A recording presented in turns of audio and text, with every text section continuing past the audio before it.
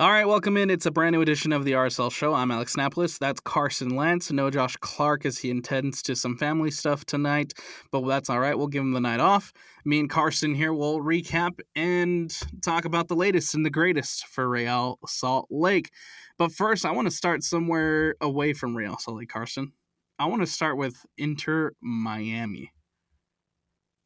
Sergio Busquets retiring at the end of the season. Jordi Alba retiring at the end of the season. Inter Miami, I wonder who they're going to bring in to reload. Well, there's already one report of Sergio Reguilon from.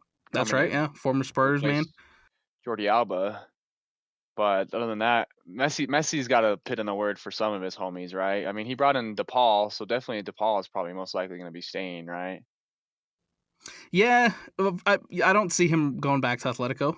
Yeah. Especially with his, I mean, he's not old, but I mean, he's old, you know? I don't see DePaul going back. I don't know how I feel about Sergio coming over. He's not bad. Like, he's not a bad player, I think. And maybe he was just a bad fit at Tottenham. Yeah. I can't recall where he was before. I think he was actually a Madrid guy at one point. He's kind of bounced around a couple of places. He was at Madrid. I think Brentford. He hasn't. Man United. I don't know if he like necessarily had has had like a consistent home. There are a lot of loan spells too, right? Between all this, including a loan spell at your beloved Manchester United. Yeah. And I just feel like he was just never a fit at Tottenham. I remember him at United, and he actually didn't have a bad loan spell at all. I think he was like a 6-month loan, and I think because we had a lot of injury problems at the left back spot, and so he basically started a lot there. And then I think Spurs had like a clause where they could recall him early, and they ended up having a lot of injuries as well.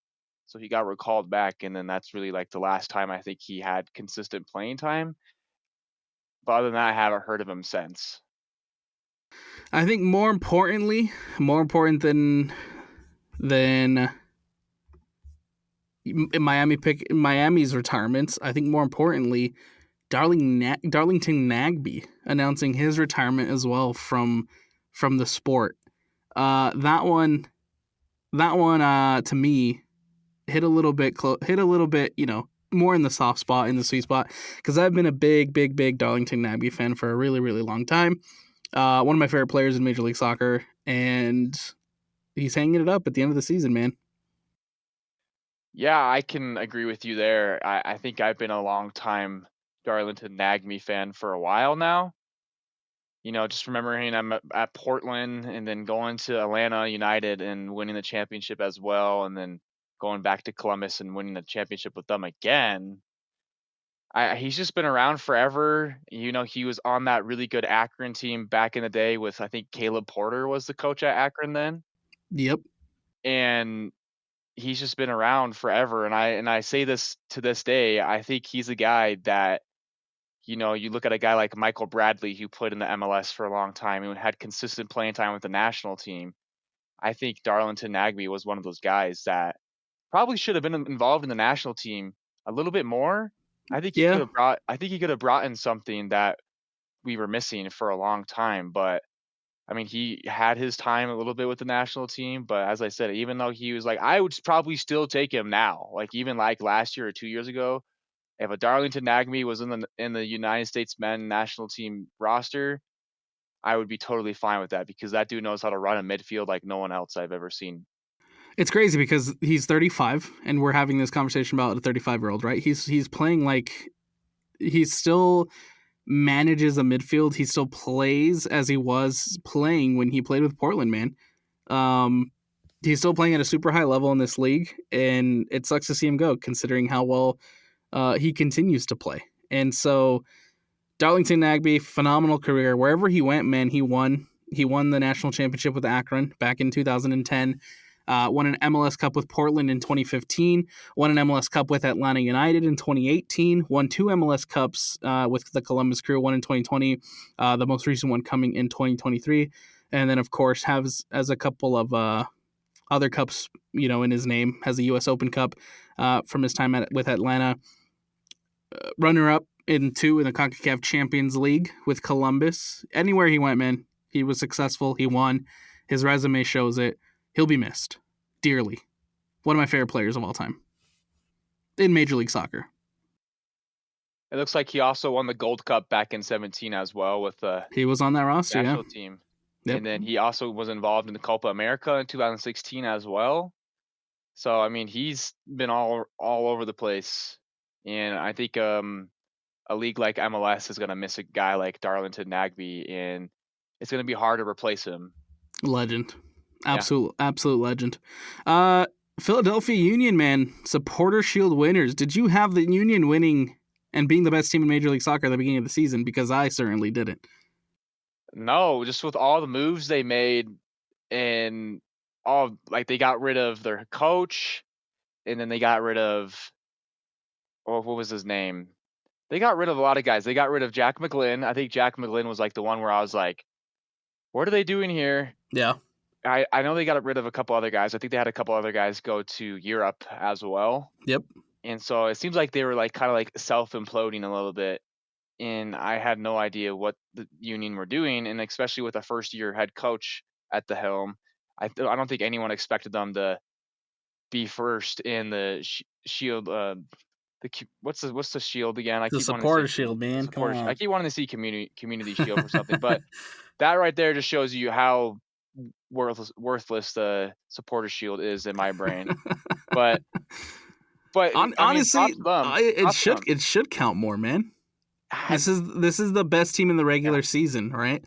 And I feel like America, man. I know, and the Supporter Shield's winner just never gets enough respect. It's a phenomenal accomplishment, especially because it is the first year head coach.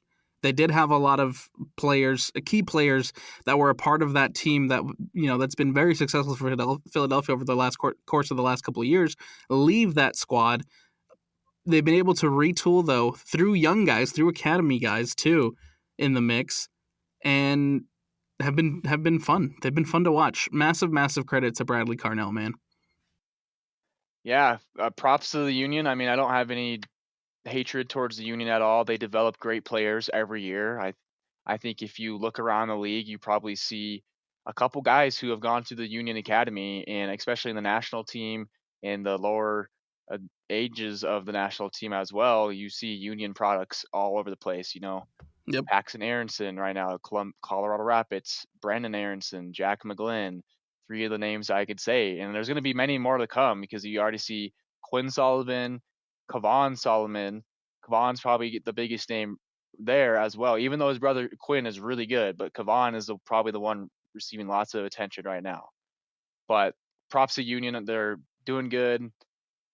Way to get the Supporters Shield, but take that momentum into the playoffs, and if you win the playoffs, then we'll come and talk about it again.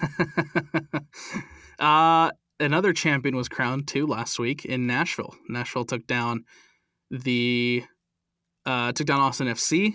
They are your Open Cup winners. Nashville also, alongside Philadelphia, booking a ticket to the CONCACAF Champions League, and then Nashville beating Austin 2-1. Nashville's first ever trophy as a soccer team, right? But also Nashville's first ever professional trophy. I think that's actually really crazy to think, though, is Nashville has kind of been, I want to say they kind of have fallen off a little bit in the past couple years, but then you look at their supposedly fall off, but they had that Leagues Cup final versus Miami not too long ago. But I feel like overall MLS play, Nashville has kind of fallen off a little bit, with Mukhtar still being there. But it's actually really cool to see an organization like Nashville get a trophy finally with a coach like BJ Callahan as well. I'm a really big fan of BJ Callahan and what he did with his short time in the national team. But I'm glad to see that they're building something over there, and they finally got their first trophy in the U.S. Open Cup. Good for them, man. Good for guys like Walker Zimmerman and Hani Mukhtar, right, who have been there since day one, since the team moved up to Major League Soccer. The first, I believe, the first DPs in club history for both of them. Could be wrong, but Yeah, either way, they've been there since day one, and finally the hard work pays off. You mentioned it, Carson. I think a lot of people forget that they made it to a Leagues Cup final, only to be bested by Lionel Messi yeah, in that first year of Messi and Inter Miami. People forget about that. And Austin, not a lot of people talk about, or excuse me, not a lot of people talk about Nashville. And now the hard work finally pays off with the trophy. Good for them. yeah.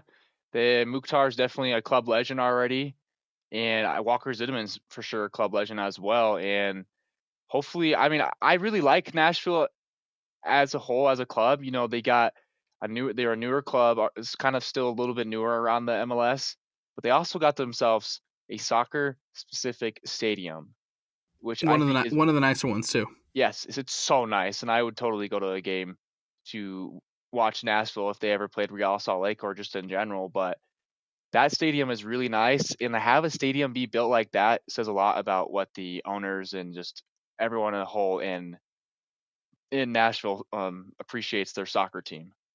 100%. Western Conference. The race is close. The race is tight. Real Salt Lake still in that race. Houston officially now eliminated. There's an E next to the Dynamo's name after the results from this past weekend, which means San Jose, Colorado, Real Salt Lake, FC Dallas, all fighting for the play-in spot. That's 4 teams for 2 spots. Everybody else at this point has clinched. Portland has clinched. Austin has clinched. Seattle, LAFC, Minnesota, Vancouver, San Diego. Those are the teams that have already clinched their playoff spot. 2 spots remaining. 4 teams battling it out for it. Dallas theoretically could still make it to, Portland can still fall out of that number 7 spot, fall into 8, and have to settle for a play-in. But regardless, still 2 spots up for grabs and only 4 teams left in the race. Real Salt Lake pulling off a massive 1-0 victory over the Colorado Rapids to secure themselves and make sure that they are still in that race. Real Salt Lake with the starting lineup of Rafa Cabral, DeAndre Yedlin, Justin Glad, Brian Vera, Alex Catranis, Diogo Gonçalves, Brian Ojeda, Noel Caliscan, Diego Luna, Ruan Cruz, and Victor Ulatunji. Your starting 11 for Real Salt Lake in this one against Colorado Rapids. Again, the big one, and I think the big question mark and what we're seeing is Caliscan in the midfield. Yeah, I think, look, I have no problems with Noel Caliscan at all whatsoever. What he's done for us this season has been really impressive. Oftentimes playing right back, and his stint as right back was really good, to the point where we ended up seeing Bodie Hidalgo getting shipped off to another team. And then we brought in the likes of DeAndre Yedlin to take over that right back spot. But in the last couple of games, Caliscan has come into the starting lineup and has taken out the likes of Emeka Nelly and Pablo Ruiz. But, the problem I have with this is, Noel Caliscan, he's a good player. He's a great communicator, as Pablo Mastroeni thinks. And it's just Pablo Mastroeni has this little thing that really just irks me a little bit, is when we're on a winning streak or just like we're playing good, and he refuses to rotate the squad at all whatsoever. Like, he doesn't like messing with it. He likes to keep the good vibes with the squad going on. But I mean, you have guys like Emeka Anelli and Pablo Ruiz. Pablo Ruiz has been around forever. Emeka Anelli has been outstanding the last 2-3 seasons he's been with us. And if I'm Pablo or Emeka right now, I'm just like, where do I stand in this team? Like, what do I got to do to be a starter again? Because no one's taking out Ojeda out of the starting lineup. Let's be honest. But Kalaskan has to look like prime Andres Iniesta or something in training to be starting over those two guys. It's a head scratcher for sure. I think in this one it makes a little bit more sense because, like you mentioned, Carson Pablo Mastroeni has the tendency to go unchanged in his starting lineups, coming off a win. You come off the 3-1 win over Austin FC last week. It makes sense for you to be unchanged in this one.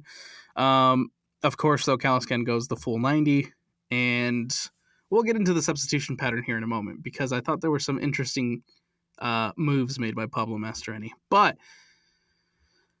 in a must-win, in a do-or-die, you have to get the 3 points to stay alive in the playoff race. You have to get a win by 2 goals or more to win the Rocky Mountain Cup back from Colorado. Real Salt Lake in Colorado. A lot of long-distance efforts, long-distance shots I noticed in this one, Carson. I mean, I feel like we barely ever see long-distance shots anymore. I feel like, obviously, you know, when Brian Vera is lining up from outside the box, it's an obvious shot on goal, which I never complain about because, you know, maybe let's say like 3% of his shots go in the goal, but when they do, they're beautiful, you know. And same with Pablo Ruiz, he'll always let one rip from outside. But I feel like we rarely have any confidence at shooting outside the box. And you know, if we can start scoring from outside of the box, awesome, because we've been struggling scoring inside the box all season. Yep. And so got to find something else that works. Eventually, it pays off. But first, there is an opportunity from Diogo earlier in the 25th minute where, first of all, the build-up play is phenomenal. Everybody's passing the ball around. Everybody is getting a touch on the ball as Real Salt Lake kind of possess the ball around Colorado. Eventually, a ball is played in over the top to Diego Luna. Luna brings it. Yes, that's Luna. Luna brings it in. Olatunji tries to get on it. Ends up not. It kind of takes a weird bounce off of Olatunji, but it ends up landing at Ruan Cruz, who dummies it under his legs to an oncoming Diogo Gonçalves, and that one is saved beautifully by Zach Steffen, the long-distance effort. Diogo looking lively in this one. Yeah, Diogo scored a beautiful goal. Probably one of the best goals he's scored since he's been at Real Salt Lake. Hasn't been many though, unfortunately. But that build-up play was beautiful with Catranas kind of lobbing a little curve, like shorter cross into the box to Ruan Cruz, and then that ball by Ruan Cruz to cut back to Diogo was even better to set up Diogo for that goal. And then, you know, as always, the finish was just finish it off, put the icing on the cake. And yeah, I mean, I wish we would have seen play like that all season, but it kind of seems Cruz and Olatunji are kind of starting to feel the squad a little bit better and understand how they play. And so, I mean, it's end of the season, but better late than never. Right. And that's exactly why the winter window is so much more important than the summer window. Because, yes, you can bring in guys like Olatunji. Yes, you can bring in guys like Ruan Cruz in the summer, but it's going to take a minute for them to gel, if they gel. Right? Dominic Marchuk is an example of that. You bring him in the summer. We kept saying it. Oh, it'll take a minute. It'll take a minute for him to gel. And he just never really got his foot under him. His feet under him, I should say. Ends up getting displaced by Gozo, and now he's off on loan at Cincinnati. Yeah, it would be nice to see Ruan next summer if we have him for a little bit. But right now, yeah, as you said, like that winter window will be really crucial for a player like Ruan. You know, he'll get more playing time, practice time with the squad, and kind of building that chemistry. Just having a preseason under your belt, man. Yeah, which will be really crucial. But right now, I want to activate that clause. If he only was here till the end of the season, I want to activate that clause. But if he gets another half season with us and does a lot better and gets more goal assist contributions, that would be awesome. And then we can think about activating that clause. The good thing is I like what I've seen from Ruan. I think that there's a lot of positives there, and the good thing is that his loan does run through the summer, and so essentially, right, he will go through preseason with Real Salt Lake, and he will be available for Real Salt Lake. In theory, right, until the summer. Maybe we revisit this conversation once that summer window rolls around, but I think right now I'm on the fence about it. I like what I've seen from him, but ultimately he is a striker and he is missing the goal. And it's a conversation we've had before on the past year on the show, right? You need a goal. You need to, and I feel like once that goal comes for Ruan, he'll be in a better spot. But the reality is right now he is missing that goal. And I think if his loan were to end this winter and the decision need to be made this winter, I probably wouldn't. But again, we'll revisit this conversation in the summer, see where we're at with Ruan Cruz. I think an offseason, going through a preseason, will absolutely help him in every way, shape, and form. And then hopefully in the summer, we're talking about Ruan Cruz being activated and staying for a bit with Real Salt Lake. Yeah, I mean, everything else other than the goals have impressed me a lot. I Yeah. mean, I really like his off the ball movement. His on the ball movement's really good as well. And then just that you look at that goal from Diogo last game, the way he set him up is just what we need from a guy like Ruan. And so, but yeah, as at the end of the day, when you want a striker, what people are going to look at is the goals, and he hasn't gotten those goals yet. You know, he had that chance with that penalty not too long ago, but you know, we all know what Oh, happened there. don't And you remind know, me. I was rooting for him, and there's not much you can do other than put the ball in the back of the net, but unfortunately he didn't. And yeah, I'm still a Ruan Cruz fan, and we'll visit this conversation another time. Yes, jury's still out for Ruan Cruz. We'll see. We'll come back to that in the summer. But someone who is here on a permanent deal and someone who is going to be hanging out for a while is Victor Olatunji. Didn't get a goal this last game against Colorado, but man, he's quickly becoming a favorite. He was an instant favorite for me because I personally I kind of keep up with Sparta Prague a little bit, so it was kind of cool seeing us go to Sparta Prague and bringing over a guy like Victor Olatunji, and then he's just kind of had an instant impact on this team. Just to I'm gonna kind of use the bring this word out. His like aura on the pitch and just like the way how he's just really aggressive on and off the ball. He doesn't get pushed around easily, and if he does, he fights back. He has that passion, and he's brought in that into Real Salt Lake instantly, and just the way he rips the ball as well, man. It's like having Brian Vera, but at striker, the way he can shoot a ball. And so once he starts putting even more in the back of the net, I mean, he's already put a couple. He's not going to stop. I agree. Real Salt Lake, thanks to that Diogo strike. First of all, again, massive credit to Diogo. Takes the shot from distance, tucks it up into that top corner just absolutely beautifully. Ruan Cruz getting the assist. Such a nice goal, such a fun goal. Credit to Diogo for putting it into the back of the net, for giving Rouse like the 1-0 lead. Diogo, we'll see what happens with him, man. We'll see what happens with him. I think we've made it pretty well known our feelings about Diogo, but we'll see. I We'll think see. I think in his case, a goal doesn't make up for the season he's had. We need to see more. We had this conversation too after he had the game with 2 goals in the middle of the season. There, we had this conversation. We said we needed to see it consistently from Diogo. Diogo kind of regressed back to the mean over the course of the last couple, over the course of the last couple months. Even after coming back from Leagues Cup, Diogo ended up losing his spot in the starting lineup once with the arrival of Ruan Cruz and Olatunji. Right, he was coming off the bench. The club said that there was a hamstring in hamstring issues there for him. But regardless, Gozo was starting over Diogo.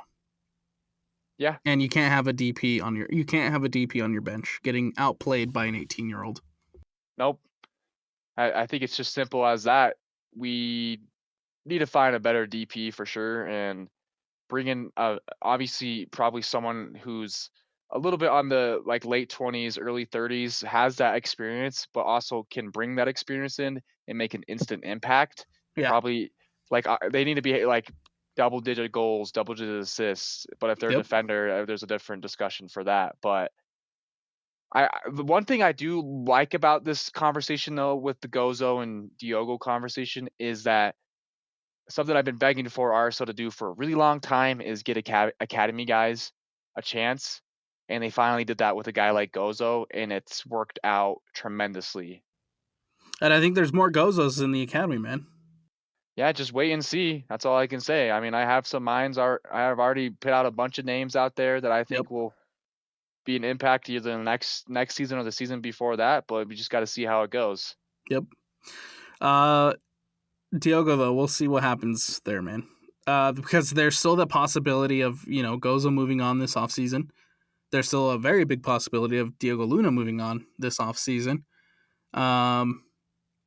However, though, I think if Real Salt Lake decides to keep Diogo and not replace a Gozo caliber player with another Gozo caliber player, right? Someone who's coming in and contributing, someone who's coming in and, basically what I'm saying is if Gozo leaves and Diogo stays, we got problems. Yeah, I think if Gozo leaves, I think either way, if Gozo stays or leaves, I think Diogo needs to leave. Exactly. And yeah, Yeah. simple as that. The first half, Real Salt Lake head into the break with a 1-0 lead. In the second half, a couple of good opportunities from Olatunji, but I want to focus more so on the final 30 minutes of that second half where Colorado are just bombarding Real Salt Lake. Just absolutely gone into park the bus mode, trying to hold on to the 1-0 lead because, again, all Real Salt Lake needs to do is win. Doesn't matter by how much, doesn't matter by any flare points or anything like that. You just have to have the 3 points to stay alive.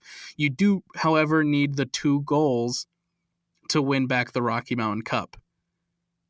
Good strategy, bad strategy here, Carson, to just sit back on the 1-0 lead. I'm a very non-believer of the park to bus system. I think it's Well, it hasn't worked out much for Real Salt Lake in the past. yeah, exactly. And I just think it's a very lazy tactic to deploy as a head coach. I mean, in instances, if it's like the playoffs or if it's like a do or die chance or it's a championship. Obviously, right here in this game, it's kind of a do or die for Real Salt Lake. If we don't win and we lose, we're missing out on playoffs. And so, but still, I'm a firm believer of not doing that. I think you should be able to go in a game like this versus Colorado and still run your same system and tactics and go and get more goals. Because at the end of the day, obviously we're above Colorado Rapids in the standings and we won that game, but they also took home the Rocky Mountain Cup trophy. You know, boohoo, like we lost that, but we're above Colorado. But at the same time, I want that trophy, and so we need to be going for more goals instead of sitting back because sitting back we could have gotten scored on, and then the game could have been 1-1, and we still lost the Rocky Mountain Cup. Yep. Yeah. You lose the Rocky Mountain Cup. You do end up with a 1-0 win, though. Like I said, that keeps you in the hunt, keeps you in the playoff conversation. But you kind of sit back and defend your goal for the last 30 minutes or so of this game. Adjustments, too, made by Real Salt Lake in this one. Head-scratching decisions, again, by Pablo Mastroeni. In the 70th minute, you make your first substitutions. William Agata checks in for Diogo, and then Tyler Wolf checks in for Ruan Cruz. Tyler Wolf, man,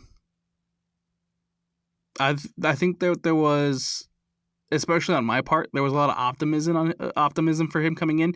He's still a young player, still has a ceiling, still has potential, but man, he has been disappointing this year. Yes, I think I can see where you're coming from, but he's also had some injuries as well, so it's kind of hard to judge him. But when he's played with the Monarchs, he's been really good. But we haven't seen that really translate to the RSL Exactly, squad. exactly. There's a difference between a Yeah. Monarchs and an MLS Next Pro Good versus. Yeah, exactly. But essentially, what I'm seeing with him right now is he's like the new Michael Chang player. Yep. And he's still young too. Like, he has time to catch up and develop, and he could, we could go in the next season and all of a sudden he's a starter and one of our best wingers, you know.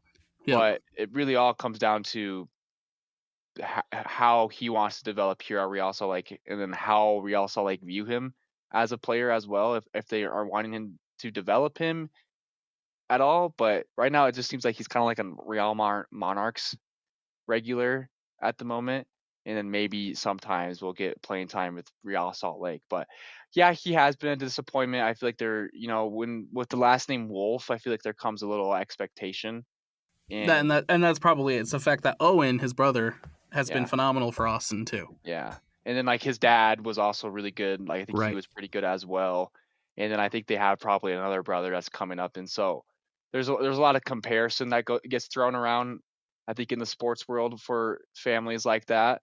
But I mean, I feel like it's a little too early for me to judge. If he gets another full season and we still haven't seen anything, I think that's when I'm like, okay, we need to revisit this conversation and see if he belongs here or not. Yeah. Does have a contract valid through 2026. So in theory, again, another guy who will be back next season. Another guy who we'll see. Right. Yeah. Emeka Nelly checks in the 88th minute for Diego Luna. Took you. So the last 30 minutes of this game, it's been all Colorado, right? You're parking the bus. You're holding off attacks and you're holding off pressure from the Rapids to make sure you hold on to the 1-0 lead. And your first defensive substitution comes in the 81st minute when Sam Junka checks in for Alex Catranis, and then your second one comes in the 88th minute for Emeka coming in for Diego Luna. I feel like in this one you have to have Anelli come in earlier. Yeah, I think we kind of been pointing out Mastrone's substitution patterns all season and just how bad they have been. Yep.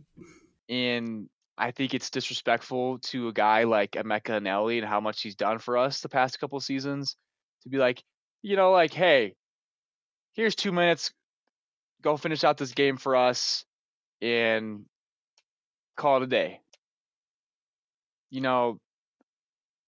I personally, I would find that like really disrespectful on a player level, but at the same time, we don't know what exactly is going on in the locker room. We don't know what's going on at practice.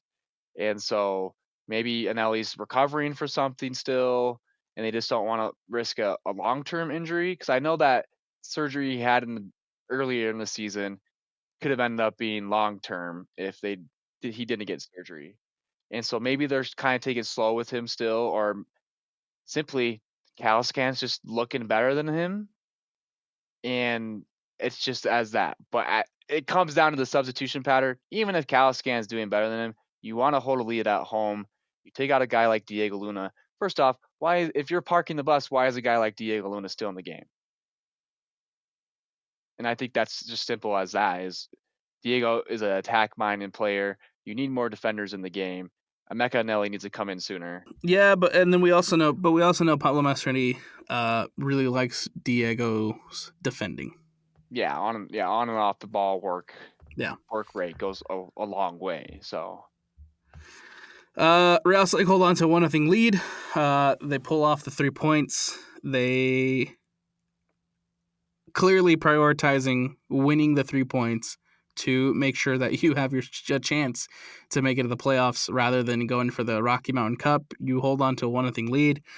With that, though, Real Salt Lake moving up in the table. Right now in first place, San Diego with 60. They're clinched. Second place, Vancouver, 60, clinched. Minnesota, third, 58, clinched. LAFC clinched with 56. Seattle clinched with 49. Austin clinched with 44. Portland clinched with 44. That leaves in 8th place FC Dallas with 41. In 9th place, Real Salt Lake with 40. In 10th, Colorado Rapids with 40. And in 11th place, San Jose with 38. Those are the final 4 trying to fight for those last 2 spots. Houston now with an E next to their name as they are eliminated. The good news for Real Salt Lake, and I think the positive thing that RSL fans can look forward to this weekend is the fact that You can have this wrapped up before decision day. Both Real Salt Lake and both Real Salt Lake and FC Dallas playing rescheduled matches. So no action from San Jose, no action from Colorado. Essentially, Carson, you just have to go to Seattle this weekend, win, and you're clinched. Yeah, but going to Seattle and winning is as hard as that gets, and That's the so that's the caveat to it. It's against Seattle. it's kind of coming down to how nice Seattle wants to be to us. Do they want to let us sneak into the playoff picture, or do they want to ruin our dreams? And from the history Real Salt Lake and Seattle have together, I think Seattle very much wants to ruin our dreams. uh, both Real Salt Lake and FC Dallas can clinch this weekend with wins. If FC Dallas beats LA Galaxy, they're clinched. They're in. There will be an X next to their name, and they don't have to worry about it next week on decision day. If Real Salt Lake can head up to Seattle and win, there will be an X next to their name. They'll be clinched, and they don't have to worry about it on decision day. Essentially, Real Salt Lake can eliminate Colorado and San Jose with wins this weekend. Going up to Seattle, though, the Seattle Sounders. This is the Seattle Sounders match is always fun and is always interesting because the home team tends to be the better team in this contest. But Real Salt Lake have had recent history of heading up to what is it called now? Lumen Field, Yeah, CenturyLink Field, whatever they call yeah, it these days. Lumen Field, yeah. Real Salt Lake's had some luck heading up there in recent games. You have the 1-1 draw last time Real Salt Lake was up there, and then you have, which was the crazy Andres Gomez last minute equalizer. The year before that, though, you do lose 2-0. I think it's just this is all going to be mentality and how much we want it. I think this is like another one of those games where, you look back at Minnesota in the playoffs last year, and we were in that do or die game, and which players showed up and which ones didn't. I think this game in Seattle is going to be a game like that, where guys that want to make the playoffs, they want to make a run in the underdog Cinderella run in the playoffs again, will show up and work their butts off, and then guys that are like, I want an early off season, and I get paid either way, so it doesn't matter to me. I think this will separate the crowd once again and show who cares and who doesn't. Another big storyline for Real Salt Lake heading into this game is international duties. There's going to be a handful of key players, a handful of guys that Real Salt Lake rely heavily on in situations like this that will be unavailable for Real Salt Lake in this game. Of course, Gozo, he's already out. He's been out at the U20, killing it, by the way. We'll get into Xavier Gozo here in just a second. But Diego Luna recently called up to the United States men's national team roster for Mauricio Pochettino, and then Brian Ojeda gets the call up for Paraguay. So no Luna, no Gozo, no Ojeda heading into this game. Does that change the way you think Real Salt Lake will approach this game? I think for sure, I think the approach will change. I think knowing too that you don't have to win this game as much as you had to win that Colorado game, right? yeah. In theory, Real Salt Lake still have next week on decision day to make it to the playoffs. Will it be a lot more nervy? Absolutely. Do you want to go up to Seattle and wrap it up and have that X next to your name heading into decision day? 100%, right? But the reality is, if Real Salt Lake lose this game, it's not over because Colorado and San Jose aren't playing this week. This is a game in hand for Real Salt Lake. I think when I look at, this is going to be a crazy take by me, but I think you miss out on our two best attackers in Gozo and Luna. I think it'd be easier to replace those two guys than it is Ojeda. Like Emeka and Ojeda have been really good next to each other, but Ojeda's been bagging goals for us as That's of true. late. That's true. And no one else in our midfield can do that other than probably Pablo Ruiz. I think Pablo Ruiz brings that threat from outside the box and from free kicks. But I think it's going to be hard replacing the goal and assist contributions at wing in this game. Maybe Johnny Russell turns into prime Johnny Russell for a game and brings us a goal, because like he's had a couple games throughout the season where he just has provided a goal, some cushion for a lead. And so hopefully maybe like a guy like Johnny Russell gets a chance in this game to show he still has it. And I wouldn't be surprised if the other guy was Diogo Gonçalves. And so it really all comes down to what Pablo and the front office want to do, but it should be interesting for sure. The midfield for sure is going to probably be Emeka and Caliscan, but we don't know what the wingers are going to be. Diogo for sure. Yeah.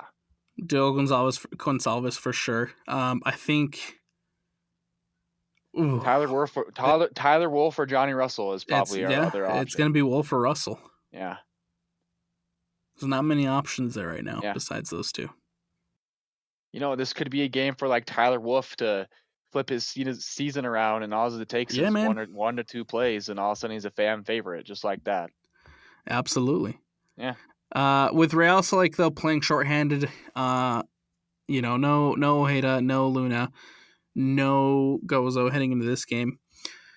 I think they've plugged in the hole of Gozo decently. Obviously, Diogo gets the goal in the last game, but now not having both Luna and Gozo in this one, I think can and probably will affect the attack a lot.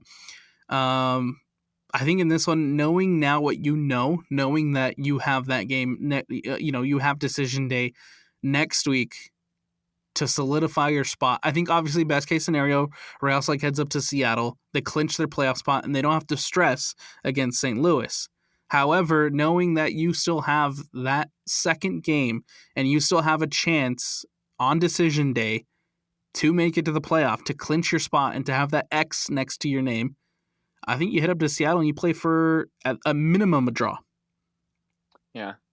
You don't have to play. Yeah. You don't have to play your butt off to go out and get the 3 points, right? It's not do or die as it was against Austin, as it was against Colorado. You got a little breathing room. You got a little breathing space, so you don't have to stress out about needing the 3 points on the road. I think you can stress out a little bit less by, not playing for the draw and then having a little bit of an advantage heading into decision day. Yeah. I would even put it up there that minimum a win should be what we come out with. I think we should go in wanting to win, as like every team does. When you go in a game, you want to win. But if we don't come out with anything but a win, I think it should be a disappointment. Really? Even though you have the other game on Saturday to clinch your spot. Who do we what else do we need to clinch? That's it. You just need to win. You just need 3 points. Yeah. I think we just need to win. We need to win out. I think a draw is like okay, but I think I would prefer that extra cushion with other teams behind us potentially sneaking up behind us. I think I'd feel more confident with a win other than a draw. I think the last thing you want to do here is rely on another team to get a result for you. That's a good point. Just do it yourself. Yeah. Yeah. That, though, brings in the next conversation and the other conversation of if you can go out and you can win against Seattle and you can win against St. Louis, that's 6 points. You add 6 points to your, to your standings. But then you're also waiting on teams like FC Dallas, who are currently above you, right? If FC Dallas doesn't pull off a result in one of their final 2 games, then you're talking about a play-in game at America First Field. Hey, sounds good to me. I think if we get a play-in game out America First Field, I'm very confident. Yeah, Dallas could end up not winning any games, and just like that, we're in favor. So, if Real Salt wins both of their matches, we'll get to 6 points, and then FC Dallas, of course, loses one of their final 2. Then Real Salt Lake can sneak up and get the play-in, right? Get a play-in game at home.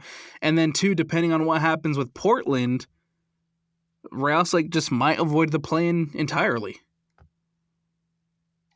I wouldn't complain about that. If Portland loses against San Diego, which is very, very possible,